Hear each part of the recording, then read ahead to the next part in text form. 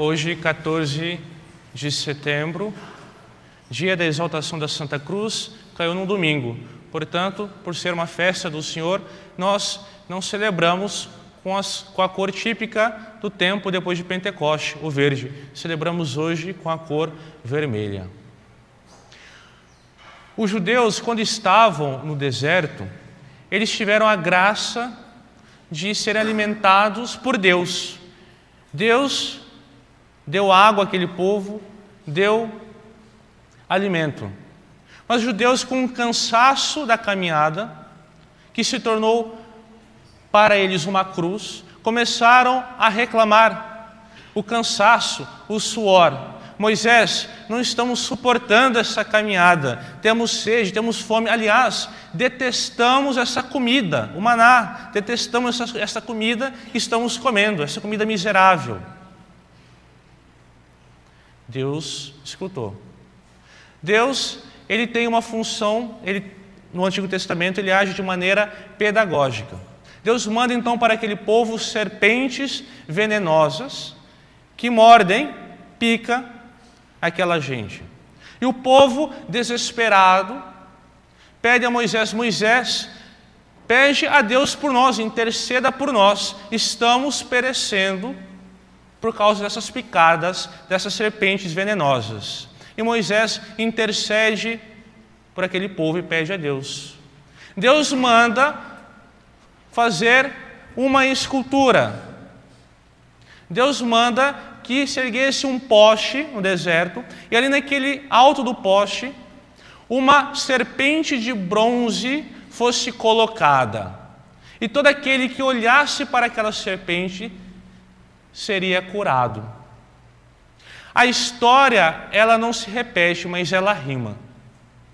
Nosso Senhor, diz a primeira leitura, que o Verbo, Nosso Senhor, a segunda pessoa da Santíssima Trindade, ele se encarna, e ao se encarnar, ele se esvazia. São Paulo diz que Nosso Senhor não quis tomar, em outras palavras, os privilégios da divindade. Ele, sendo Deus, ele, diz a Vulgata, semitipsum ex inanivit, ele se esvaziou, ele se aniquilou. É o kenosis. Ele se aniquilou, tomou a forma humana, ele assumiu tudo aquilo que é humano, o cansaço, as dores, as lágrimas, os sofrimentos, a fome, a sede. Nosso Senhor tomou tudo.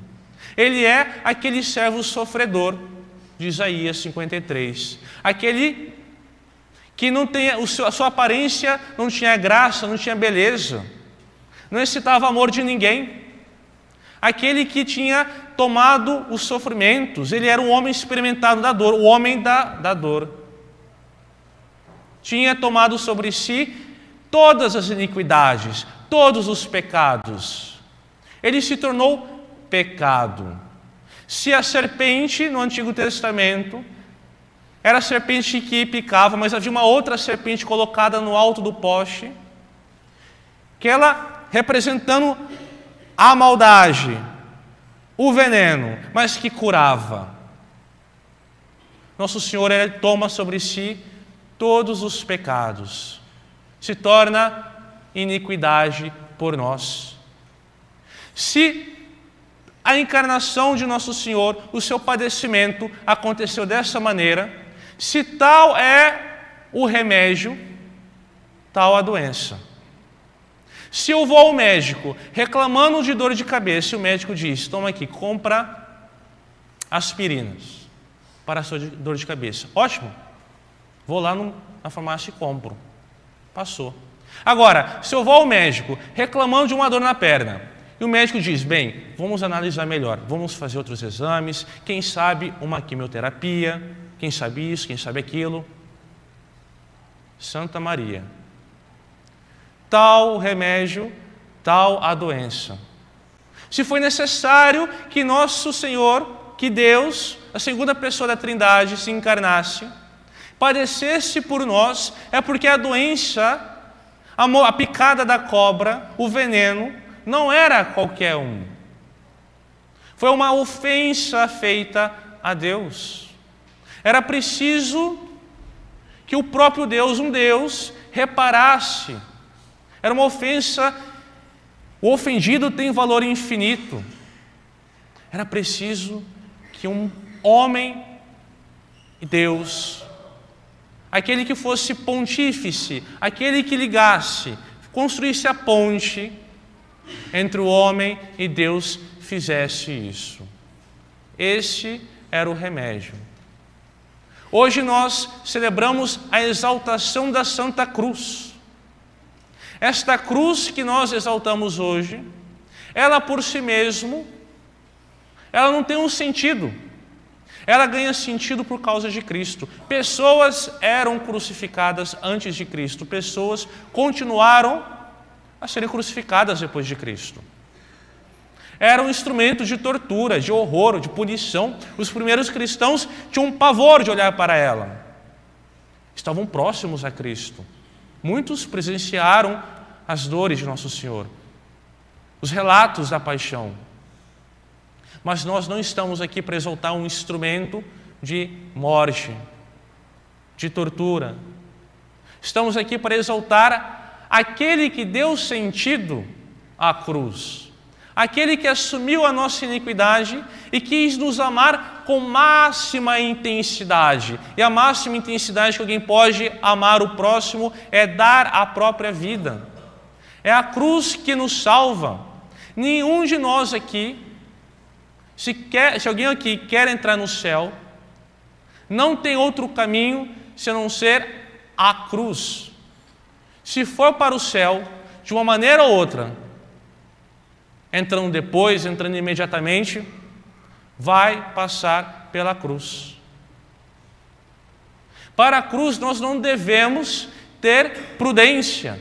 Para amar a Nosso Senhor não podemos, dizia São José Maria Escrivá, nós devemos ter peso e medida com tudo, ou seja, prudência com tudo.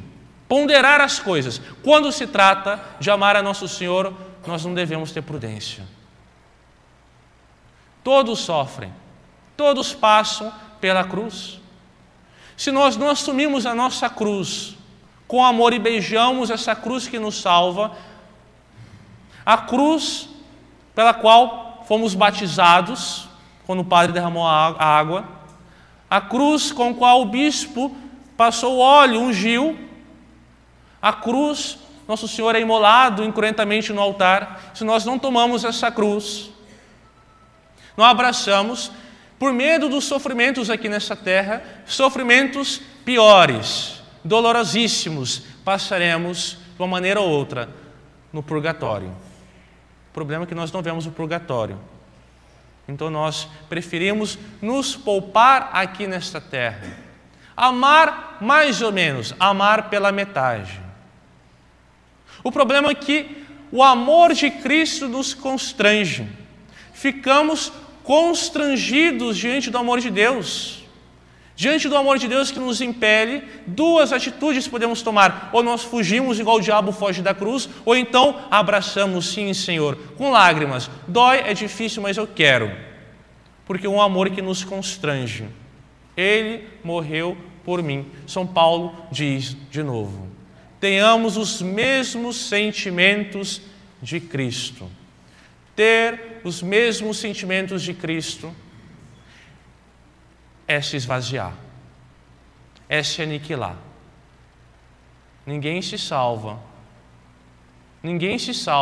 se não for pela morte de si mesmo. A morte inteira nessa vida. Um esvaziamento completo. O amor de Cristo nos constrange, nos impele a amar de volta. Quando nós meditamos as dores de Nossa Senhora, nós começamos a compreender este amor que é correspondido desde o primeiro instante da Anunciação. Quando Simeão, a primeira dor, ele lança no coração da Virgem, contente, alegre de ter o filho. Virgem das alegrias, vem a primeira dor. Uma espada transpassará o coração. E ela correspondeu: sim, quero abraçar a cruz do meu filho. Abraço junto. Quero co-oferecer esse sacrifício. Ninguém se salva senão pela cruz. Nós não estamos hoje exaltando um instrumento de assassinato, mas estamos renovando. Toda missa é isso. Renovação, não de um assassinato.